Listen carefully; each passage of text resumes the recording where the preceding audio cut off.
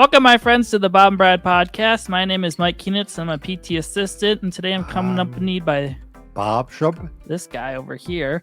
Today we're interviewing Sierra Corbin, who is a speech-language pathologist from Oregon. Is that how she said it? Oregon, right. We were saying it wrong. She corrected us. She also has a YouTube channel called Sierra Speech, where she offers free speech video programs. So if you want to work on your speech at all, you can go check it out there.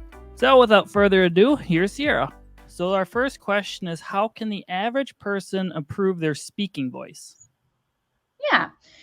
So everybody is a little bit different. And I would say that if you have chronic discomfort or a change in your voice that you don't like that affects your everyday life, to have it assessed by a professional ENT or speech language pathologist, because you might have a voice disorder. But if you don't have a voice disorder, but you still need to use your voice, maybe for work, or you just don't like the way that it sounds, there are things that you can do to improve it. It's just like any other system in your body. You're a physical therapist, Bob, and you can improve. Even if someone doesn't have a disorder, you can strengthen up your body, right? Maybe have more endurance, flexibility, things like that. So it's the same for your voice.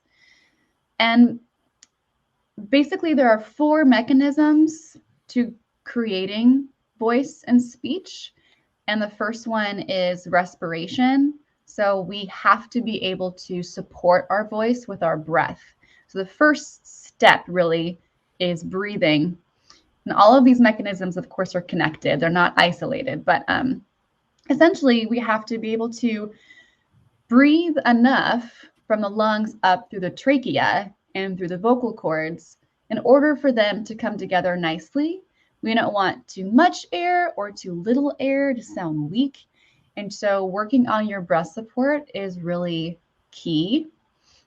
One thing that I do often is I model saying one sound and only changing the breath support and noticing how much of a difference that makes. So it sounds like this. Ooh. Really, it's like night and day. And the only thing I did was take my air away. Sure. So you can do a lot. Why is too much air a problem? Because then it sounds forced or pressed or breathy.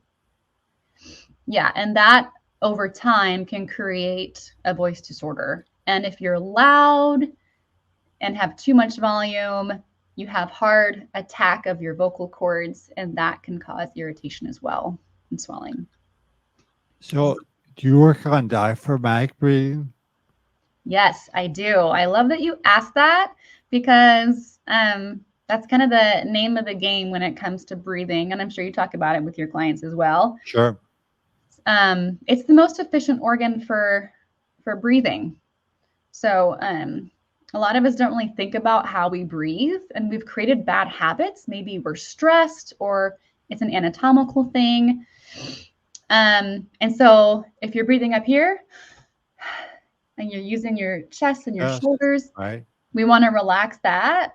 And I call it pear-shaped breathing, where your diaphragm, your belly is coming out first, and then your chest rises a little bit. So it's like the shape of a pear.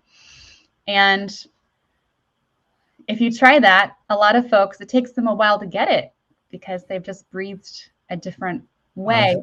Yeah, me. I was opposite. Bob was a mouth breather. Yep. Absolutely. Oh, mouth breathing. That's no good either. No, it's not. So for speech, you don't need anything else unless you're going to yell across the street or sing a song. You really just need little sips of air from your belly. You'd probably be a good singing coach, right? Yeah, I have worked with singers before. Yeah. There are people who are more experienced at it than me. Oh, sure.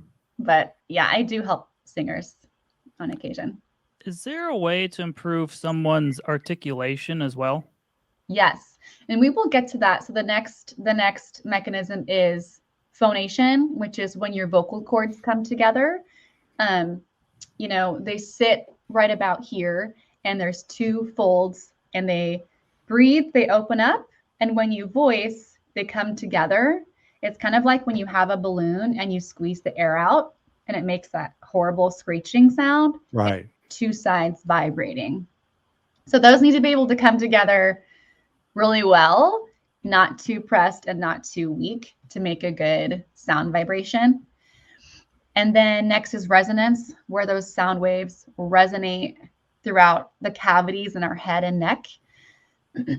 And that's a lot of the work that we do, because that can take the pressure off of our throat and our vocal cords. Sure. Which again is why you need breath support, because you need to be able to fill the cavities with that air. So folks can talk in their throat like this. Men tend to resonate from their chest. Women tend to resonate up here in front of their face. You can be hypernasal. There's all kinds of ways to resonate, and you can change the shape of that track depending on what you do with your muscles. Sierra, what's the proper way? Well, you want a good balance. You don't want to just be nasal or just talk out of your mouth or your chest. So what I look for is a balance, but I do a lot of work with frontal resonance, because that's what gets us a really nice sound, even for men who have a voice disorder or want to improve their speech. I see. Yeah. What if someone has a high-pitched voice like me? Yeah. Really? How do I fix that? Yeah. So You're hopeless. diagnose me, work with me. Higher pitch can be partly anatomical. It can be partly behavioral. So some people have a very high pitch, and it's called falsetto or puberphonia, if they're men. And a lot of the times it's education, vocal hygiene, and also relaxation and learning how to talk with your larynx lowered, because it's probably tensing and lifting up. Yeah, I noticed the more excited or louder I talk, the higher my pitch gets. And when I'm like calm and at home, it's lower. Yeah. Sure. So. Yeah, the voice is really connected to who we are, our past experiences, and our current state. It's really incredible. You could have trauma from your past or stress in your life recently that greatly affect how you sound. And a good example of that is like if you're welling up with tears, you're going to cry, you feel that knot in your throat. Right. It's just directly connected to our internal state. Also, a lot of my clients that come in with voice disorders have things like they grew up in a home that had a stressful communicative environment.